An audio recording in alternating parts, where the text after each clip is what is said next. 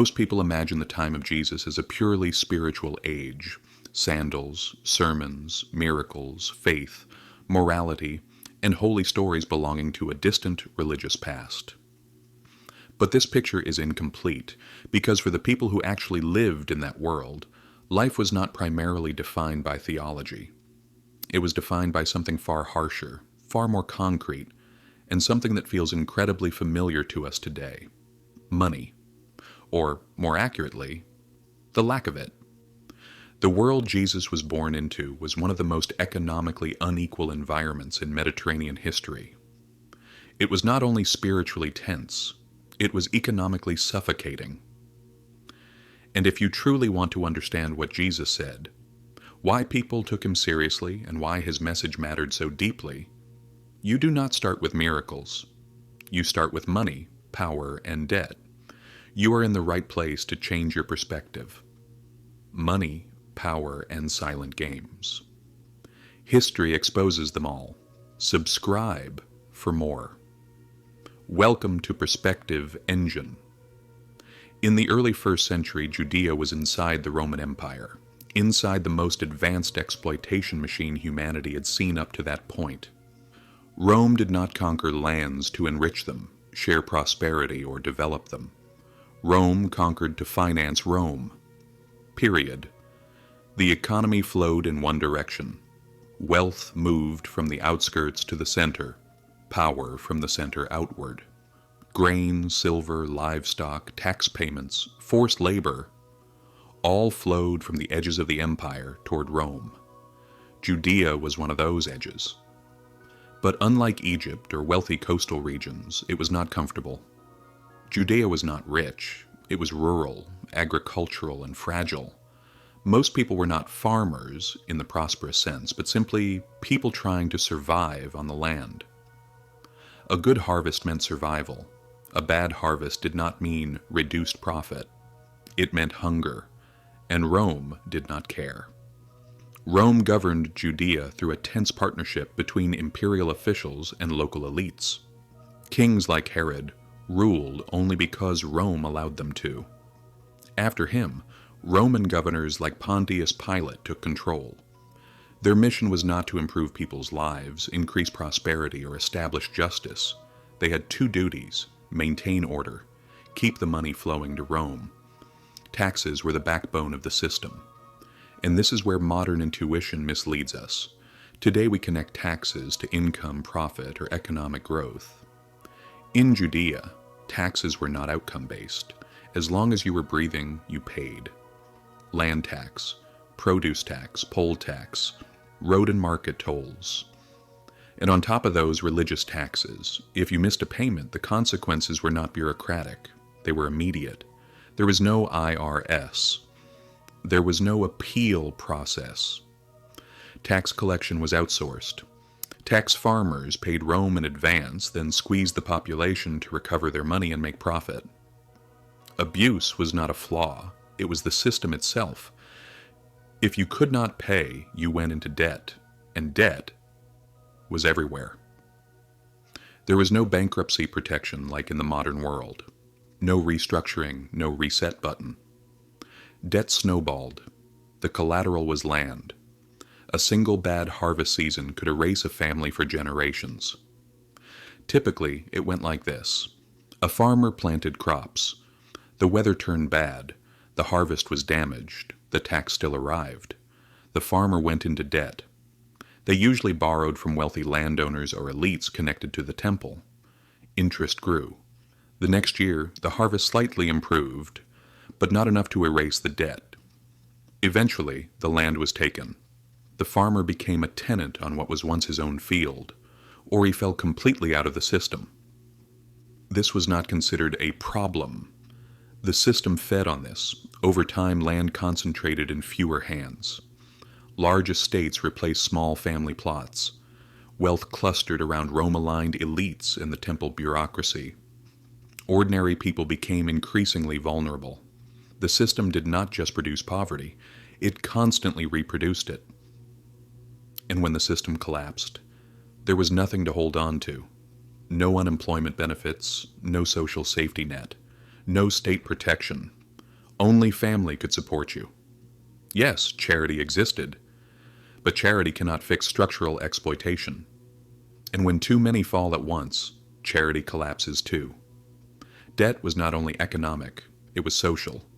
Losing land meant losing identity, losing status, losing security, losing the future. A drought, a tax increase, or a single unpaid debt could erase your family, even your lineage. This is the world Jesus was born into, and let this be said clearly.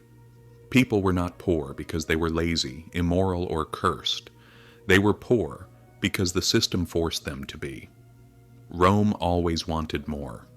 Local elites wanted rent, the temple wanted revenue, and all the burden fell on the people with the smallest margin of error. Pressure produces another thing: tension. Judea was never calm. Revolts erupted repeatedly. Banditry increased not only as crime, but as economic desperation. Movements promising justice, deliverance, and restoration emerged.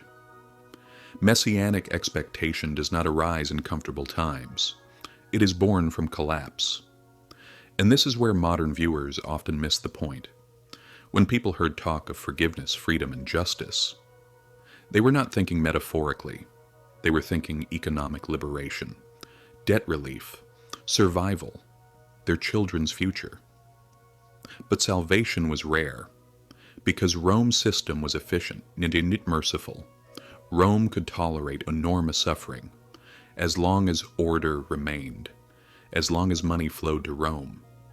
When Jesus began speaking, social pressure was unbearable. The people were ready. The anger was real. Hopelessness dominated. This was not just background, it was the engine of history. To understand it fully, look at the institution people believed would protect them, the temple. Today, for most people, the Jerusalem temple is simply a place of worship, prayer, sacrifice, and spiritual authority. But economically speaking, the temple was one of the most powerful financial institutions in the region. It was not only sacred, it was a treasury, a bank, a tax authority, a court, and none of these were separated. Every adult Jewish man was required to pay the temple tax. It was not symbolic, it was real, and it had to be paid in a specific silver currency, the Tyrian shekel. This made currency exchange mandatory. Money changers profited. Sacrificial animals were sold at temple-approved prices. If you were poor, you did not leave the system. You simply paid less, but you still paid. Religion did not reduce economic pressure, it added to it. And here is the painful truth. Temple elites were deeply connected to Rome. High priests were not chosen purely for spiritual merit. They were politically placed and approved by Rome. Stability mattered more than righteousness. Compliance more than justice. So the institution claiming moral authority over the people was also benefiting from the system crushing them. The temple spoke of holiness, righteousness, and forgiveness. But in practice, it strengthened debt, inequality, and exclusion. Access to God required money. Purification required money. Forgiveness required sacrifice. Sacrifice required money. And people saw this. Anger toward temple authority grew, not because of disbelief, but because they saw hypocrisy. And Jesus did not speak outside this system, he spoke directly into it. When he spoke of forgiveness, people thought of debt. When he spoke of freedom, they thought of economic relief. When he spoke of the poor, they thought of themselves. And when he spoke of the kingdom of God, they did not hear abstraction. They heard possibility. They heard an alternative system. That is why his words were heavy, and why they were dangerous. Words rarely threaten empires. They threaten when they move people to action. Jesus did not attack Rome directly. They would have crushed him instantly. Instead, he targeted legitimacy. He questioned why authority was justified. He shook the moral foundation of the system. And this brings us to one of the most misunderstood moments in history, the cleansing of the temple. Overturning the tables of the money changers was not a sudden burst of religious anger. It was an economic strike. It was an attack on the structure that tied access to the sacred to payment. Calling the temple a den of thieves was not because he hated money. It was because exploitation had replaced justice. That crossed the line. Rome could tolerate teachers. It could tolerate critics. It could even tolerate discomfort. But it did not tolerate instability, especially during Passover, when Jerusalem was crowded and tense. In the eyes of Rome and the temple elites, Jesus was no longer just a preacher. He was a destabilizer, someone who could disrupt the flow of money, someone who could fracture legitimacy. And so the issue was not just theological, it was economic, it was political, because systems built on exploitation can survive anger. They can even survive rebellion. But it is far harder to sustain a system people no longer believe in. Eventually, the volcano that had slept for years erupted. In 66 CE, revolt began. Rome responded as Rome does, decisively, swiftly, brutally. In 70 CE, Jerusalem was destroyed. The temple, the economic, religious, and political heart of Jewish life, was torn down stone by stone. Rome did not just crush the revolt, it destroyed the infrastructure, then rebuilt the system the way it wanted. And here is the irony. Destruction did not end exploitation. It made it more efficient. Taxes increased. Land concentrated further. Debt did not disappear. It simply became more absolute. On paper, Rome won. Militarily, administratively, economically. But real control is not only about land, it is about narrative. Jesus did not raise an army. He did not draft tax reform. He did something far more dangerous. He shattered the moral logic that justified inequality. He separated debt from human worth. He offered forgiveness independent of institutions. He placed the poor at the center. Empires rest on pain. But when people stop believing that pain is necessary, empires struggle. The temple fell, the system remained, but the criticism remained too. Small communities formed, built on sharing, built on support, built not on status but belief. This was not a rebellion Rome could easily crush, because it did not require land.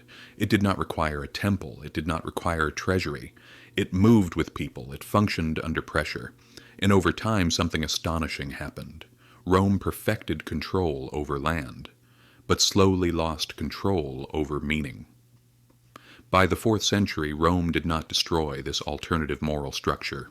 It absorbed it, and power was forced to accept this reality. Force alone is not enough.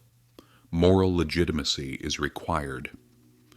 The economy of Jesus' time shows us a disturbing truth. Systems do not collapse merely because they are unjust. They collapse when the stories that sustain them collapse. Rome perfected exploitation. But it could not repair the moral narrative that framed suffering as natural, justified, and unavoidable. This is the real lesson. Economic systems wrapped in moral language are incredibly resilient. They survive pain, they survive anger, they survive rebellion. There is only one thing they cannot survive: loss of belief. History does not repeat, but its patterns reveal themselves in different forms, and once you see how power protects itself, not only with swords, but with stories, it becomes difficult to see those stories as coincidence. If this gave you a new perspective, subscribe. The book we call History contains answers to everything you are looking for. What matters is knowing where to look, and that is exactly what we do.